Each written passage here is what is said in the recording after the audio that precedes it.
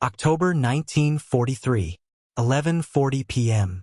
Lenox Avenue carried the quiet rhythm of a Harlem night that had learned how to breathe through trouble. A thin mist hovered above the streetlights. Storefronts were mostly dark, but the neighborhood was not asleep. It never truly slept. Somewhere a trumpet leaked through an upstairs window. Somewhere dice clicked against a wooden floor. Somewhere a radio hummed low beneath the murmur of late conversation. Harlem had its own pulse, and on that night that pulse slowed for a moment. A black sedan rolled slowly along Lenox, tires whispering against damp pavement.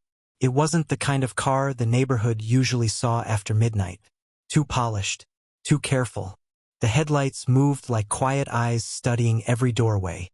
Men standing on the corner outside a late cafe noticed it immediately. Nobody said anything, but shoulders straightened. The sedan eased to the curb. Inside sat two men in long coats. Downtown men. The kind who wore their confidence like it had been handed to them by someone powerful.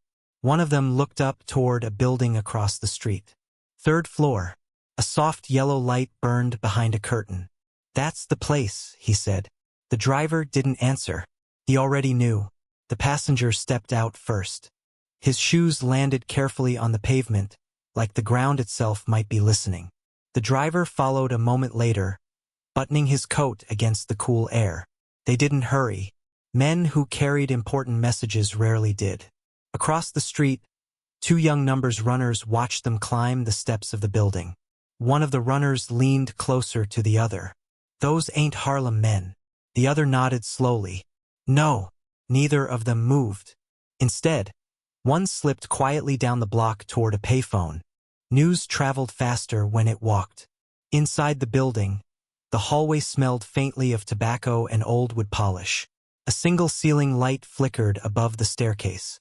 The two visitors climbed the stairs without speaking. Their footsteps echoed softly. Second floor, then third. At the top waited a narrow door with a frosted glass panel. Light from inside glowed through the glass like warm breath on a cold night. Behind that door, several men sat around a table covered in cards, ledgers, and half-finished drinks. The room wasn't loud. Harlem's business rarely needed shouting. At the head of the table sat Bumpy Johnson. He leaned back slightly in his chair, one hand resting near a glass of whiskey that had barely been touched. His posture was relaxed, but his eyes moved constantly, watching the room, reading the air the way some men read newspapers. Across from him, a young operator shuffled a deck of cards without thinking. Another man counted small stacks of money. Everything felt ordinary, until the knock came. 3 calm taps. Not nervous, not loud, just certain. The room went still. The young man with the cards stopped shuffling. The man counting money paused mid-stack. Nobody looked at the door. They looked at Bumpy. He didn't move for a moment. Then he slowly lifted his glass and took a quiet sip. "Answer it," he said. His voice carried no tension, just instruction. One of the men near the wall rose and walked to the door. He opened it halfway, enough to see the visitors standing in the hallway. The two strangers looked inside the room with polite curiosity. "Evening," one of them said. His voice carried the smooth tone of someone used to being welcomed. The doorman studied them carefully. "You boys lost?" The visitor smiled faintly. "No, we're exactly where we meant to be." He slid his hands into his coat pockets. Not threatening, just comfortable. "We're here to speak with Mr. Johnson." The man by the door glanced back toward the table. Bumpy Johnson hadn't turned his head, but he had heard every word. "Let him in," Bumpy said. The visitors stepped into the room. The door closed behind them. For a moment, the only sound was the soft ticking of a wall clock. One of the visitors removed his hat. "Well now," he said politely. "I've heard a lot about this place." Nobody offered him a chair. Nobody asked his name. He didn't seem offended. Instead, he took a slow look around the room, the cards, the ledgers, the men watching him carefully. His eyes finally settled on Bumpy Johnson. Recognition flickered across his face. "So that's you." Bumpy didn't respond. He simply studied the man the way a chess player studies a piece before touching the board.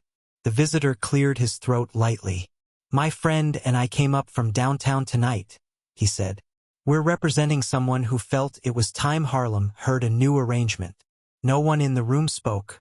The man continued calmly. "You see, business is changing in the city. Things are getting organized." He walked slowly toward the table, stopping a respectful distance away. "Certain operations are being streamlined." The word hung in the air. Across the table, one of Bumpy's operators leaned back slightly in his chair. But Bumpy remained still. The visitor finally spoke the name. "Mr. Vincent Mangano." The room didn't react loudly, but the temperature shifted. Everyone knew that name.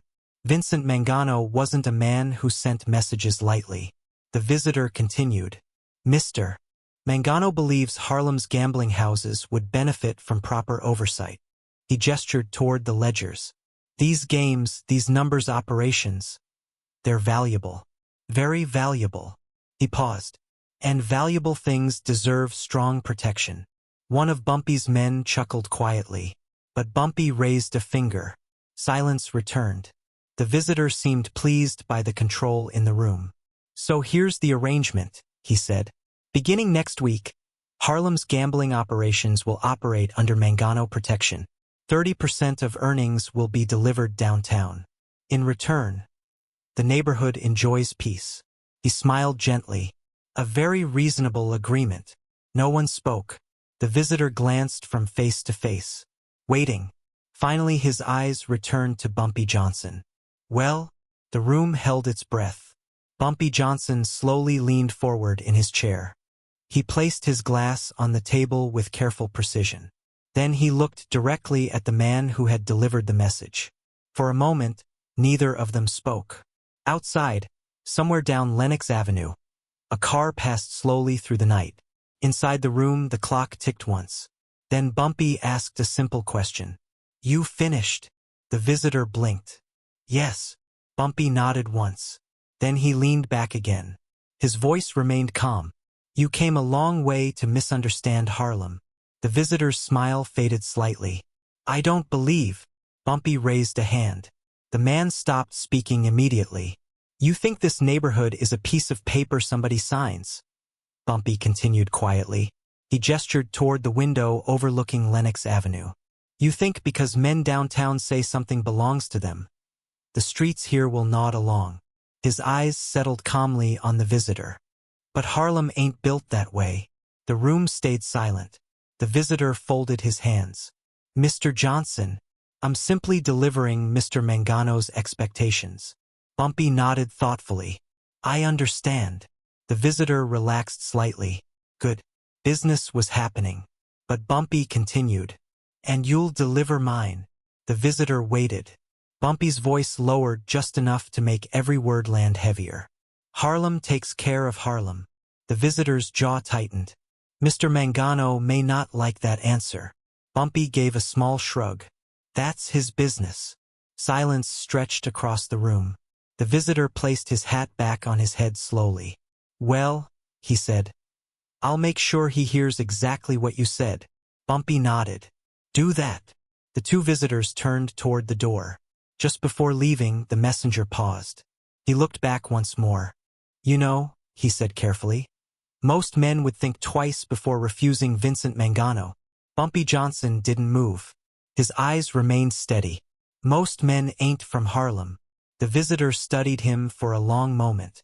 Then he opened the door. The hallway swallowed the sound of their footsteps as they left. Downstairs, the black sedan started its engine. Moments later, it disappeared into the dark streets of the city. Inside the room on the third floor, the men around the table finally breathed again. One of them leaned forward. "Bumpy, that's Mangano." Another added quietly, "Downtown don't take no lightly." Bumpy Johnson reached for his whiskey glass again. This time he finished it.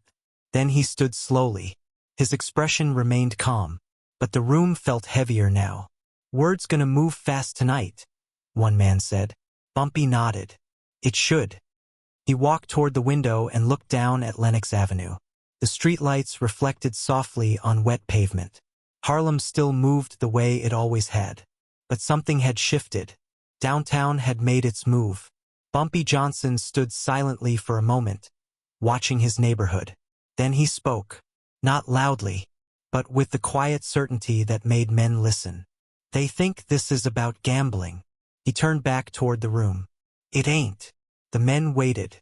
Bumpy's voice stayed steady. "They're trying to see who Harlem belongs to." No one disagreed. The answer, for years, had always been the same. But now the question had come from powerful men. And powerful men rarely accepted silence. Bumpy Johnson picked up his coat from the back of the chair. "Go home," he told the room. The operators looked confused. "That's it. For tonight," Bumpy said. One man hesitated. "You think they'll come back?" Bumpy paused at the door. A faint smile crossed his face. "Oh, they'll come back." He opened the door and stepped into the hallway. "And next time," he added quietly, "they won't send messengers."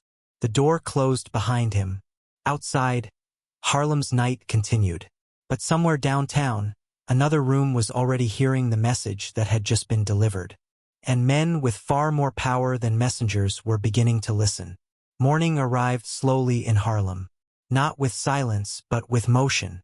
The first light crept across the brick buildings along Lenox Avenue, touching windows that had watched decades pass beneath them. Storefront gates rattled upward. Coffee brewed in narrow kitchens above the street. Radios warmed up with the low murmur of early jazz and morning news. By 8 o'clock, the neighborhood was already speaking. Word had traveled during the night. It always did. Some stories moved through newspapers. Others traveled through telephones. But in Harlem, the fastest news moved through barbershops, restaurants, and quiet conversations on street corners. And that morning, one name moved through every conversation. Bumpy Johnson. The story changed slightly depending on who told it. Some said two men from downtown had walked straight into one of Bumpy's places and demanded tribute. Others said they had come politely, speaking in soft voices but carrying heavy names. But every version ended the same way. Bumpy Johnson had said no. At a small barbershop halfway down Lenox Avenue, 3 men sat in worn leather chairs while clippers hummed steadily. The barber leaned close to his customer. "You hear about last night?" The man in the chair nodded slowly. Everybody heard. A second man sitting along the wall spoke without looking up from his newspaper. "Downtown boys got bold." The barber snorted quietly. "Bold's one word for it." The newspaper folded slowly. "Another word is foolish."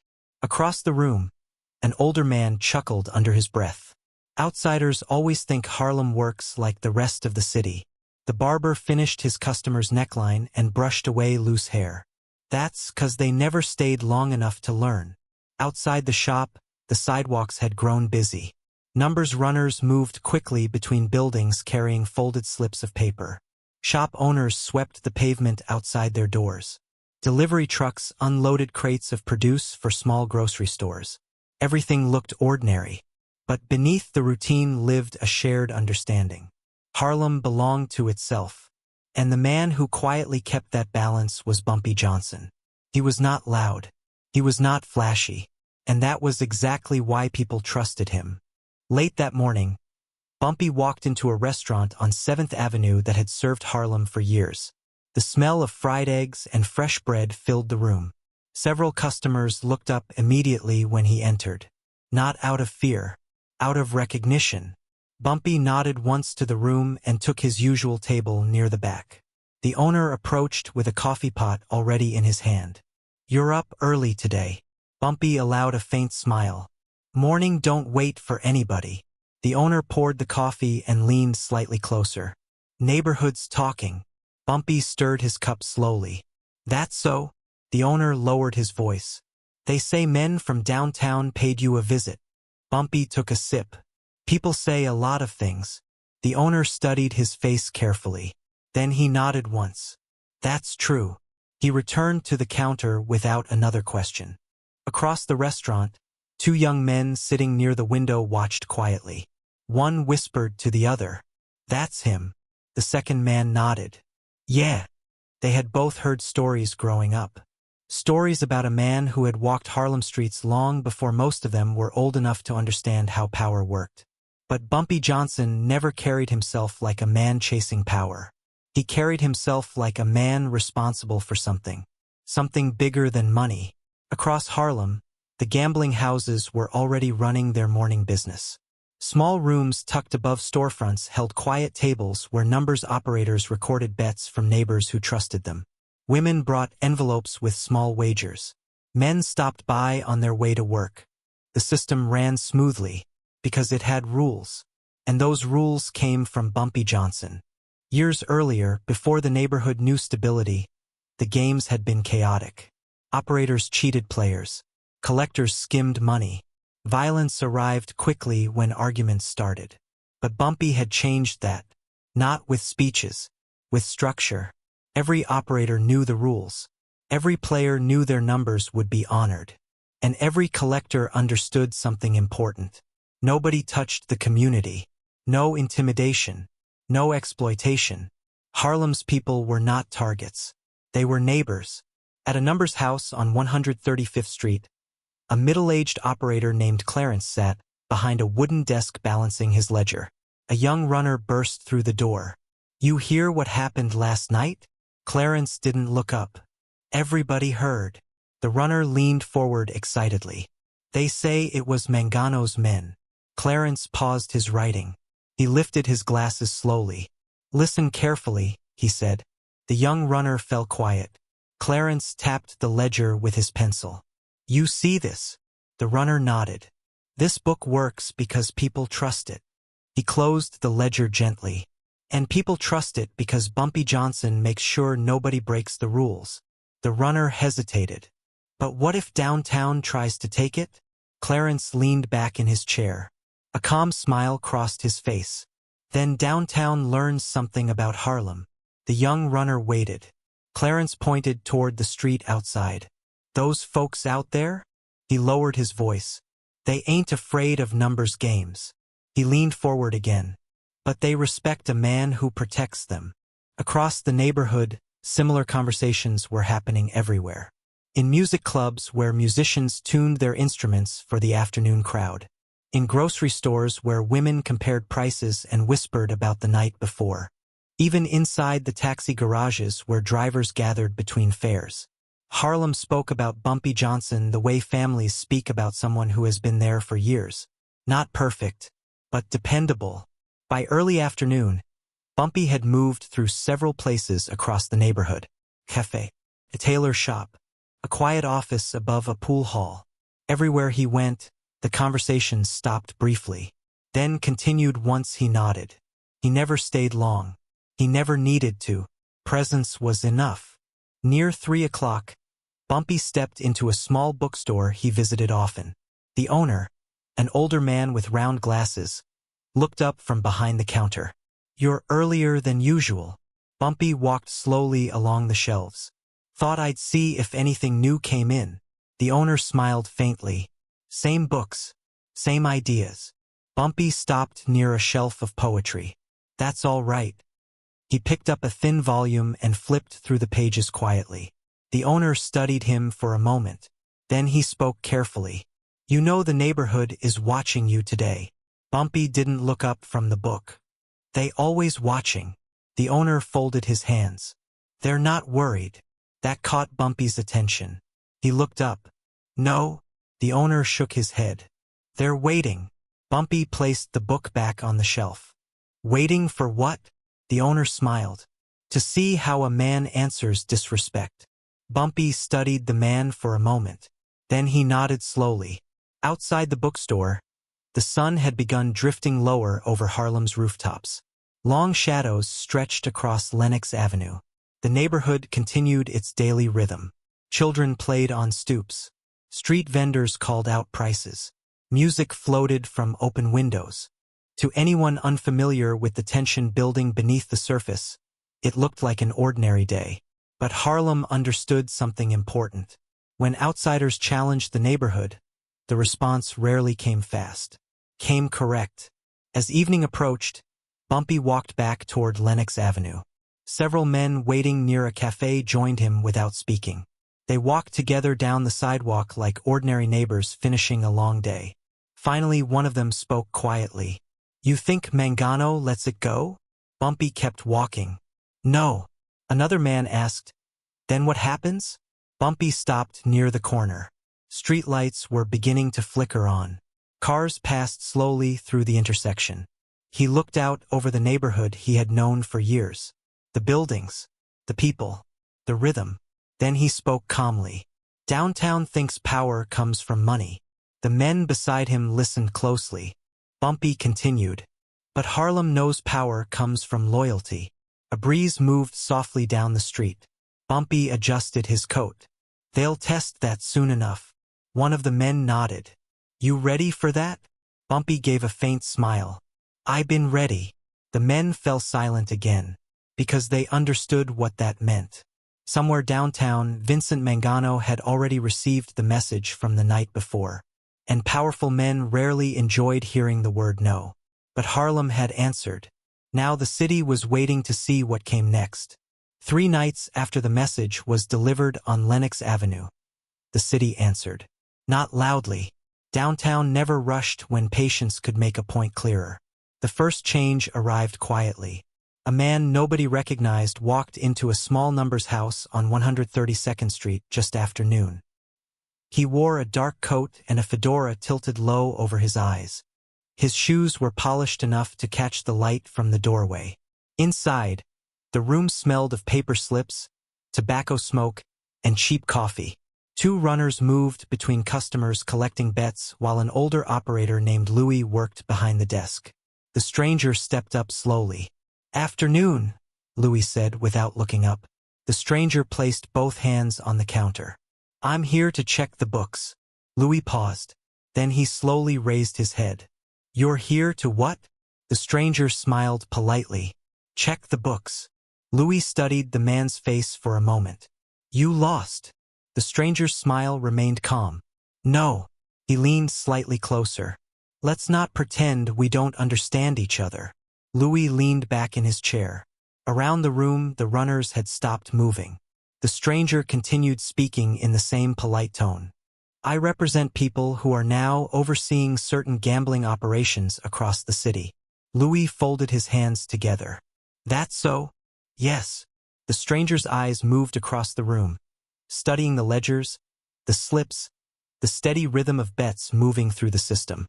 "Starting this week, these operations fall under new management." Louis nodded slowly. "Funny thing about Harlem," he said. "What's that?" Louis pointed gently at the door. "You walked into the wrong office." The stranger's smile faded. "I don't believe I did." Louis leaned forward slightly. "Well, then you got bad information." The room remained quiet. The stranger straightened his coat. "Mr. Mangano doesn't appreciate delays." The name settled heavily into the room. Louis nodded once. "I'm sure he doesn't." The stranger waited, but Louis didn't move toward the ledgers. Instead, he slowly pushed his chair back and stood. "I'll save you a second trip," Louis said calmly. The answer's still no. The stranger's eyes hardened. "You sure you want to say that for everyone in this room?" Louis didn't blink. "I'm sure." The stranger studied him for another moment. Then he turned and walked toward the door. Before leaving, he paused. "You'll hear from us again." Louis shrugged lightly. "Probably." The door closed behind him. For a long moment, nobody in the room spoke. Finally, one of the runners whispered, "You think that was really Mangano's people?" Louis exhaled slowly. "Oh yeah." Across Harlem, similar visits happened throughout the afternoon. Small gambling houses, quiet card rooms, back offices above restaurants. Men from downtown arrived politely, introduced themselves calmly, and delivered the same message. 30%. Protection. New management. The answer they received never changed. No, the refusals weren't angry. They weren't dramatic. They were simply final. By sunset, several cars carrying downtown men had already returned toward Lower Manhattan. Inside those cars, the mood had shifted, because Harlem had not hesitated, and hesitation was what they had expected. That evening, in a large office overlooking the East River, A quiet meeting was underway. The room was heavy with cigar smoke.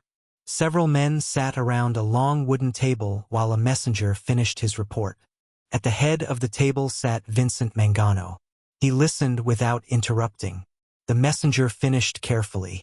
Every house we visited gave the same answer. Mangano leaned back slightly in his chair. And that answer was? No. Silence filled the room. One of the men seated nearby muttered under his breath. Harlem thinks it's independent. Another man scoffed. Not for long. Mangano finally spoke. His voice was low and controlled. They're not refusing us. The men looked at him. They're following him. Nobody needed to ask who he meant. Bumpy Johnson had become the center of the conversation without being present. Mangano tapped his finger slowly against the table. You don't take a neighborhood by arguing with every storefront, he said calmly. The men listened carefully. You take the man they listen to. One of the lieutenants leaned forward. You want us to send a stronger message? Mangano shook his head slowly. Not yet. The room waited. Pressure works better when it builds. He turned toward another man sitting near the end of the table. Start with the suppliers. The man nodded. Cut them off. Not completely, Mangano said. Just enough to make business uncomfortable. Another lieutenant asked, what about collectors? Mangano smiled faintly. Send them. He stood slowly and walked toward the window overlooking the dark water of the river. Harlem is used to thinking it stands alone. He turned back toward the room. Let's remind them how small one neighborhood really is. Back in Harlem, the pressure began the next morning. A shipment of playing cards that usually arrived at several gambling houses never showed up. A supplier who delivered betting slips suddenly claimed he was too busy to come uptown. Even the whiskey distributor that serviced several quiet card rooms delayed deliveries without explanation. The changes were subtle, but they were deliberate. At a cafe on Lenox Avenue, 3 operators gathered around a table. This ain't coincidence, one of them said quietly. Another nodded. They squeezing us. The third man leaned forward. They think we'll panic. Across the room, a young runner listened nervously. What if people start folding? One of the operators shook his head. They won't. Why not? The man leaned back calmly. Because Bumpy ain't said fold. Later that afternoon, Bumpy Johnson sat inside a quiet office above a pool hall. The room was simple. A desk, 2 chairs, a single window overlooking the street. Several men stood nearby discussing the problems now appearing across Harlem's gambling operations. Suppliers ain't answering calls. They're scaring the delivery boys. Some collectors been asking questions. The men spoke quickly, frustration rising. Bumpy Johnson listened without interrupting. Finally, one man asked, You want us to push back? Another added, We can make some noise if we need to. Bumpy raised a hand. The room fell silent immediately. He leaned back in his chair and looked out the window for a moment. Cars moved slowly along the street below. People walked past storefronts like any other afternoon. Harlem still moved. They're testing the walls, Bumpy said quietly. One of the men frowned. Walls? Bumpy nodded. Seeing if the house shakes. The men waited. Bumpy turned back toward them.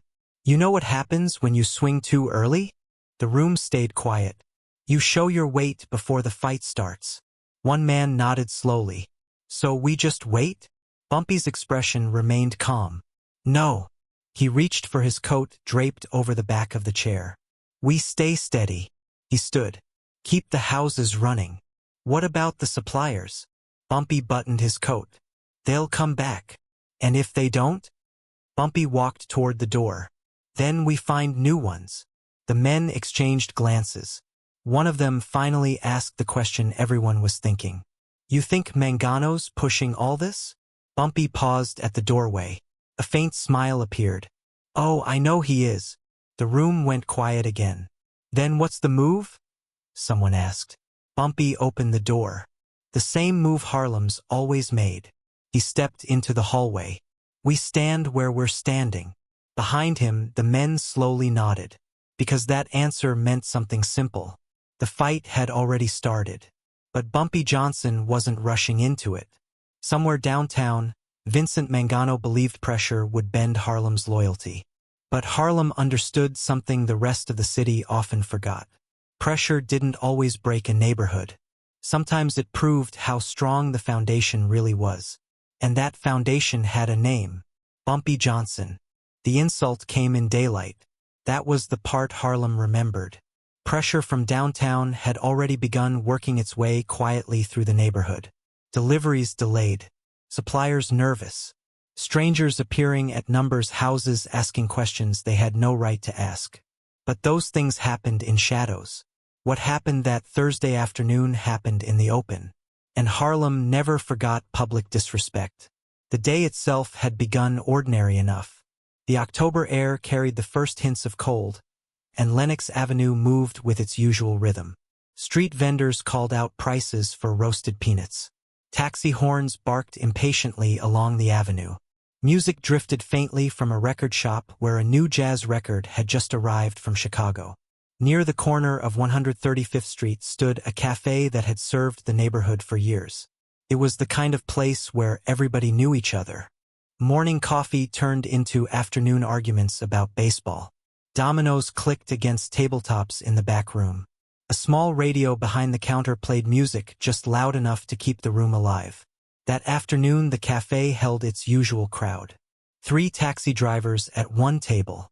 2 numbers runners sharing a sandwich near the window.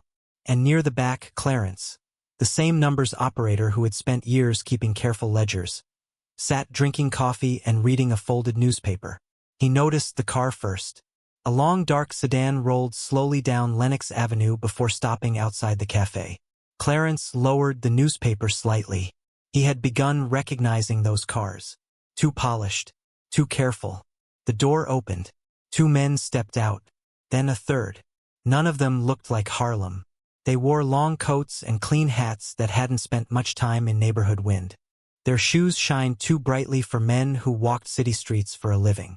Inside the cafe, the taxi drivers stopped talking. The Domino's game paused. The door opened. The first man stepped inside with an easy smile. "Afternoon, gentlemen." No one answered immediately. The cafe owner looked up from behind the counter, wiping his hands on a towel. "You looking for something?" The visitor removed his hat politely. "Just a little conversation." The 2 men behind him entered and stood quietly near the door. The first man walked slowly toward the center of the room. He looked around like someone examining property. His eyes stopped briefly on Clarence, then continued scanning the room. Finally he spoke. "Nice place you got here." The owner leaned on the counter. "Been here a long time." The visitor nodded. "Things that last usually belong to somebody important." A taxi driver muttered softly to his friend. "Here we go." The visitor heard it but ignored it. Instead, he stepped closer to the counter. "My associates and I are visiting businesses around the neighborhood this week." The owner said nothing. The visitor placed his hat on the counter gently. "You see, the city is organizing certain industries." The word organizing drifted through the room like smoke. Clarence slowly folded his newspaper. He had heard this speech before. The visitor continued. "Some operations here have been working without proper oversight." He looked toward the back room where Domino's sat unfinished on a table. "That's changing." The cafe owner crossed his arms. "Is that so?" The visitor nodded calmly. "Protection is now provided by Mr. Vincent Mangano." The name settled heavily across the room. Several customers exchanged quiet glances. Everyone knew the name, just like everyone knew who truly kept Harlem balanced. The visitor continued speaking. "Mr. Mangano believes the businesses of Harlem deserve the same organization the rest of the city enjoys." Clarence finally spoke from the back table.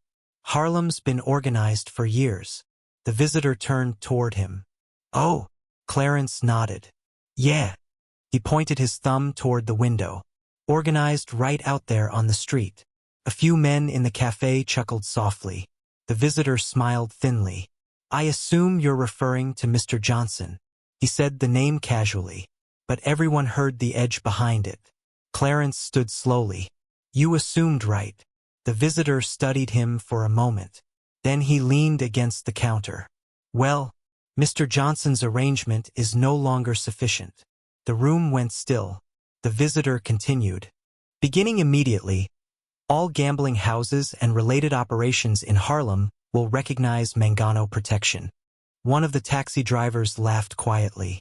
The visitor turned toward him. Something funny? The driver shook his head. Nah. He nodded toward Clarence. You just telling the wrong room. The visitor's smile disappeared. Wrong room. Clarence stepped forward calmly. You standing in Harlem. The visitor shrugged lightly. That's exactly why we're here. The two men by the door shifted slightly. The room felt tighter now. The visitor lifted his hat again and brushed imaginary dust from the brim. You know, he said thoughtfully, downtown has been very patient. He placed the hat back on his head. But patience eventually runs out. The cafe owner spoke again. You deliver your message? The visitor nodded. Yes. Then you done here? The visitor didn't move. Instead he spoke louder, making sure everyone in the cafe could hear. Mr. Mangano expects Harlem to cooperate. No one answered, so the visitor added the line that changed the entire afternoon. And if Mr. Johnson disagrees, he's welcome to come discuss it like a reasonable man. The insult hung in the air. It wasn't loud. It wasn't shouted. But everyone in the cafe understood what it meant. Downtown had just challenged Harlem's authority in public. Clarence stepped forward slowly. You finished talking? The visitor smiled. For now. Clarence nodded toward the door. Then get out. The visitor looked around the room one last time. Taxi drivers watched him carefully. Numbers runners stood quietly near the wall. Even the cafe owner had stepped out from behind the counter. The visitor adjusted his coat. We'll see how long that confidence lasts. He turned and walked toward the door. His two associates followed. Outside, the sedan engine started. The car rolled away slowly down Lenox Avenue. Inside the cafe, nobody spoke for several seconds. Finally, one of the taxi drivers exhaled. They really said that out loud. Clarence nodded. Yeah. The cafe owner walked over with a fresh pot of coffee. That wasn't business. Clarence accepted the cup. No. He looked toward the window where the car had disappeared. That was disrespect. Across Harlem, the story moved quickly. By evening, barbershops were repeating the exact words. Music clubs whispered about the confrontation. Even the operators running quiet gambling houses had heard the details. The message had been delivered. Publicly. And in Harlem, public insults demanded answers. Late that night, Bumpy Johnson sat in a quiet office above Lenox Avenue listening to the story. The men around him described every detail. The car. The speech. The final insult. When they finished, the room went silent. All eyes moved toward Bumpy Johnson. Bumpy sat calmly in his chair, one hand resting against the armrest. He didn't appear angry. He didn't appear surprised. He simply thought. Finally, one of the men asked quietly, You want us to answer that? Another added, We can shut those boys down tonight if you say the word. Bumpy shook his head slowly. Not tonight. The men looked confused. They challenged you in public, someone said. Bumpy nodded. I know. Then why wait? Bumpy stood slowly and walked toward the window. Below him, Lenox Avenue glowed beneath the streetlights. Harlem moved through the night like it always had. Cars passed. People laughed. Music played somewhere down the block. Bumpy spoke without turning around. When a man disrespects you in public, he paused. He expects anger. The men listened carefully. Bumpy continued. Anger is quick. He turned back toward them. But respect. His voice stayed calm. Respect takes patience. The room fell silent again. One man asked quietly, So what happens now? Bumpy Johnson smiled faintly. Now. He reached for his coat. We remind downtown whose neighborhood they walked into. Outside, Harlem's night deepened.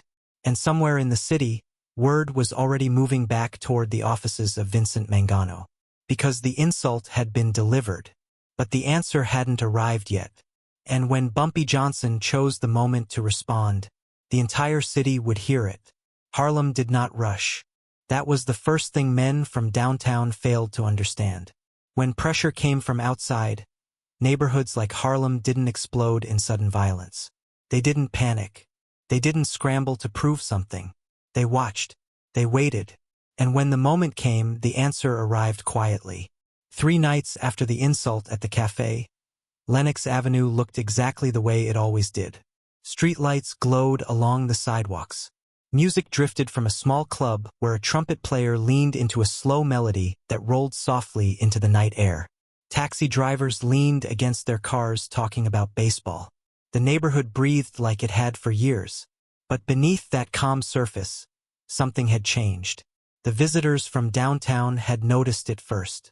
Earlier that evening, 2 of Mangano's collectors walked into a gambling room above a pool hall on 134th Street. They had visited the same place 2 days earlier. Back then, the operator had simply refused them. Politely. Tonight, the operator didn't even pretend to listen. The man behind the desk looked up once and closed his ledger. "We're closed." One of the collectors frowned. "It doesn't look closed." The operator shrugged. "Closed to you." The second collector stepped forward. "You boys forget who runs the city?" The operator leaned back in his chair. "No." He folded his hands calmly. "We just remember who runs Harlem." The collectors exchanged glances. One of them stepped closer to the desk. "You might want to rethink that." The operator pointed calmly toward the staircase. "You might want to leave." The collectors stood there another moment. But something about the room felt different tonight. Not louder, not threatening, just certain. Men sitting at tables watching card games didn't look nervous. The runners near the walls didn't whisper. Everyone simply waited. The collectors finally turned and walked back toward the stairs. Neither man spoke until they reached the street. "This neighborhood's getting bold." The other collector shook his head slowly. "No." He looked up at the dark windows above the building. "Something else is happening." Across Harlem, the same quiet shift unfolded. Numbers houses continued taking bets. Card games continued running. But the presence of Mangano's collectors had become meaningless. Operators didn't argue. They didn't negotiate. They simply ignored them. And slowly, the collectors began noticing something else. Everywhere they went, certain men appeared nearby. Men leaning against doorways. Men sitting calmly in parked cars. Men standing outside barbershops with their hands in their coat pockets. They weren't threatening. They weren't even speaking. They were simply there, watching. Around 10 o'clock that night, Bumpy Johnson stepped into a restaurant on 7th Avenue. Several men were already waiting at a table near the back. When he entered, they stood quietly. Bumpy Johnson nodded once and took his seat. No greetings were necessary. Everyone in the room already understood the situation. One of the men leaned forward. "Collector's been walking all over the neighborhood tonight." Bumpy poured himself a glass of water. "They collecting anything?" The man shook his head. "No." Another man added quietly, "They're starting to notice the walls." Bumpy nodded slightly. "Good." The table fell silent for a moment. Finally, one man asked, "You want to move tonight?" Bumpy took a sip of water before answering. "We already did." The men exchanged small smiles. Because that was true. For 3 days, Harlem had been moving carefully. Operators had received quiet instructions. Collectors loyal to the neighborhood had begun visiting houses earlier than usual. Runners had carried small messages between businesses. No shouting. No public displays. Just preparation. Bumpy stood from the table. "Time." The men rose with him. Outside, the cool night air carried the sound of distant music and passing cars. The group walked slowly down the sidewalk toward Lenox Avenue. A black sedan passed them and continued down the street. Inside that car sat 2 of Mangano's men. They had spent the entire evening driving between gambling houses. Everywhere they went, the same answer waited. Nothing. No arguments. No fear. Just quiet refusal. The driver tapped the steering wheel impatiently. "This neighborhood thinks it's invisible." The passenger shook his head. They're not invisible. He looked out the window at the people moving along the sidewalks. They're united. The driver scoffed. That won't last. The passenger pointed ahead. Look. Up the block. Several men were standing calmly outside a storefront. More men stood across the street near a cafe. None of them looked like they were waiting for trouble.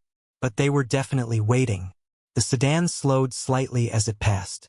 One of the men on the sidewalk glanced toward the car. The look wasn't hostile. It was something else. Recognition. The passenger leaned back in his seat. See what I mean? The driver frowned. They're watching us. Yeah. The passenger sighed. And they're not hiding it. Across the neighborhood, similar scenes unfolded. Mangano's collectors began realizing that every street they visited had eyes on them. Not police. Not random bystanders. Harlem. Men who lived there. Men who had known each other for years. And those men weren't afraid. Around midnight, Bumpy Johnson stood on the sidewalk outside a small numbers house near 138th Street. A runner approached quietly. Two of Mangano's boys just passed the corner. Bumpy nodded. Where they headed? Back toward 7th. Bumpy looked down the block. Streetlights cast long shadows along the pavement. Let 'em go. The runner looked surprised. You sure? Bumpy adjusted his coat.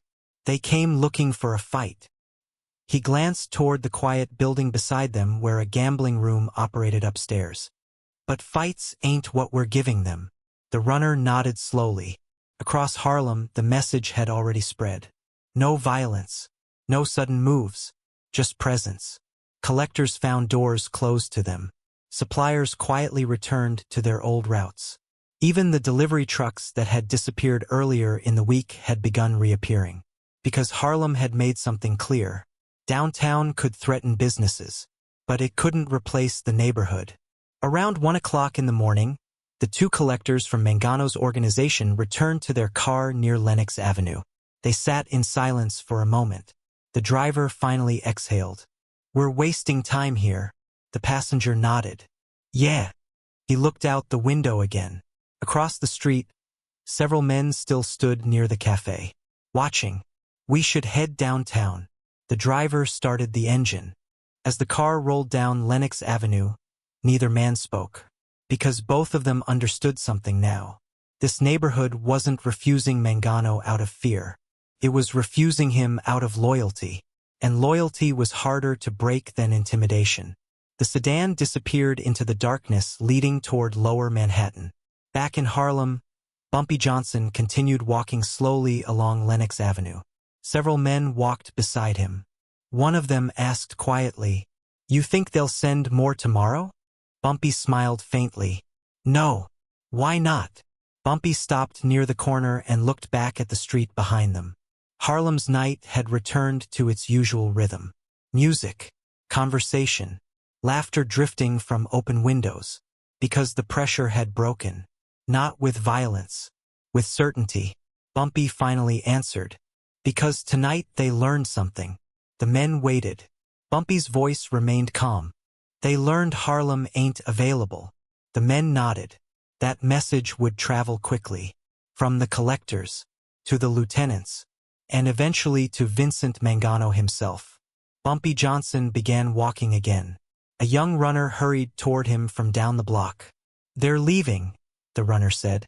Bumpy nodded once. I know. The runner hesitated. So, that's it. Bumpy looked down Lenox Avenue one more time. The neighborhood stood exactly where it had always stood. Independent, loyal, untouched. For tonight, Bumpy said quietly, because the real message had already been delivered. Not through violence, not through threats, but through something much stronger. A neighborhood standing together behind one man. And that man was Bumpy Johnson. Morning returned to Harlem the way it always did. Slow, steady, unbothered. The sun climbed gradually over the rooftops along Lenox Avenue, washing the brick buildings in pale gold. Shopkeepers rolled open their metal gates. The smell of fresh bread drifted from bakeries. Taxi engines warmed along the curb while drivers leaned against their doors, finishing the last of their coffee. If someone unfamiliar had walked through the neighborhood that morning, they would have noticed nothing unusual. Children walked to school. Vendors prepared fruit stands. Men argued about baseball outside a barbershop. Harlem looked exactly the same, but beneath the ordinary rhythm of the streets, everyone knew something had changed. The pressure from downtown had disappeared. No more collectors. No more strangers walking into gambling rooms asking about percentages. No more polished sedans cruising slowly through the neighborhood like they owned the pavement. It had stopped. Quietly. Just the way it had begun. Inside a small cafe on 135th Street, the same place where the insult had been delivered days earlier, the morning crowd gathered around the counter. Clarence sat at his usual table with a cup of coffee and a folded newspaper. One of the taxi drivers leaned against the counter and glanced toward the window. "Notice something?" The cafe owner wiped down a glass. "Yeah." The driver nodded. "Ain't seen those downtown cars since last night." Clarence chuckled softly into his coffee. "They learned quick." Another man sitting nearby shook his head. "I thought there'd be trouble." Clarence lowered the newspaper. "Trouble only comes when people panic." He tapped the table lightly. "And Harlem don't panic." The taxi driver smiled. "That's 'cause we got somebody watching the door." Clarence didn't answer. He didn't need to. Everyone in the cafe understood exactly who the driver meant. Across the neighborhood, gambling houses reopened their doors that morning with the same quiet routine they had followed for years. Runners arrived with slips. Operators opened ledgers. Collectors made their rounds. Everything functioned exactly the way it had before Mangano's men ever arrived. But now the atmosphere carried something extra. Confidence. In a numbers house on 132nd Street, Louis sat behind his desk balancing the morning bets when a young runner burst inside. "They're gone." Louis looked up. "Who?" "The collectors." The runner leaned forward excitedly. "Whole streets talking about it. They packed up and headed downtown last night." Louis closed his ledger slowly. "Told you." The runner grinned. "You knew they'd leave?" Louis leaned back in his chair. "No." He adjusted his glasses. "I just knew who they were dealing with." Later that afternoon, Bumpy Johnson walked down Lenox Avenue the same way he always had. No bodyguards. No loud presence. Just a man moving through the neighborhood he had spent years protecting. Shop owners greeted him with quiet nods. Taxi drivers lifted a hand as he passed. At a fruit stand, an older woman smiled warmly. "Morning, Mr. Johnson." Bumpy tipped his hat politely. "Morning, Miss Clara." She handed him a small apple from the stand. "On the house." Bumpy smiled faintly. "Thank you." He continued down the sidewalk. Nothing about the walk looked important, but people noticed, because everyone understood something. The man walking calmly down Lenox Avenue had just told one of the most powerful organizations in New York City that Harlem was not for sale, and he had done it without firing a shot. Late that afternoon, Bumpy stepped into the same bookstore he often visited. The owner looked up from behind the counter and smiled. "I had a feeling I'd see you today." Bumpy walked slowly toward the shelf of poetry books. "Business good?" The owner shrugged. "Same as always." He leaned forward slightly. "But the neighborhood feels lighter." Bumpy picked up a book and flipped through the pages. "That so?" The owner nodded. "People sleep easier when they know somebody's standing watch." Bumpy placed the book back on the shelf. "Harlem's always watched its own door." The owner studied him carefully. "Not by itself." Bumpy smiled faintly and left the store without answering. As evening settled across the neighborhood, word continued spreading. Mangano's collectors had not returned. Suppliers who had briefly disappeared resumed their normal deliveries. Even the rumors drifting through the city's underworld had begun shifting direction. Downtown was talking about Harlem again, but the tone had changed. Inside a quiet office near the East River, Vincent Mangano listened as one of his men finished another report. "Every house still running." Mangano leaned back in his chair. "And our collectors? They're not welcome." The room stayed quiet. Finally, one lieutenant asked carefully, "You want to push harder?" Mangano stared out the window for several seconds. Then he shook his head slowly. No. The men looked surprised. Mangano turned back toward the table. Harlem already made its position clear. Another man frowned. So we just leave it? Mangano's voice remained calm. For now.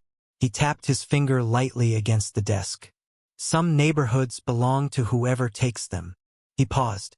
But others, his eyes narrowed slightly, belong to the man who earned them. The room fell silent again, because everyone understood who that man was. Back in Harlem, night had settled across Lenox Avenue. Music drifted from clubs. Streetlights glowed against the pavement. And inside a quiet restaurant near the corner, Bumpy Johnson sat alone at a small table finishing a late meal. The waiter approached cautiously. Everything all right, Mr. Johnson? Bumpy nodded. Fine. The waiter hesitated before speaking again. People been talking all day. Bumpy sipped his coffee. About what? The waiter smiled slightly. They say you chased the whole Mafia out of Harlem. Bumpy set his cup down. That ain't true. The waiter looked confused. No? Bumpy shook his head. Harlem chased them out. The waiter nodded slowly, because that answer made sense. After a moment he returned to the kitchen. Bumpy finished his coffee and stood. Outside, Lenox Avenue carried the warm noise of another Harlem night.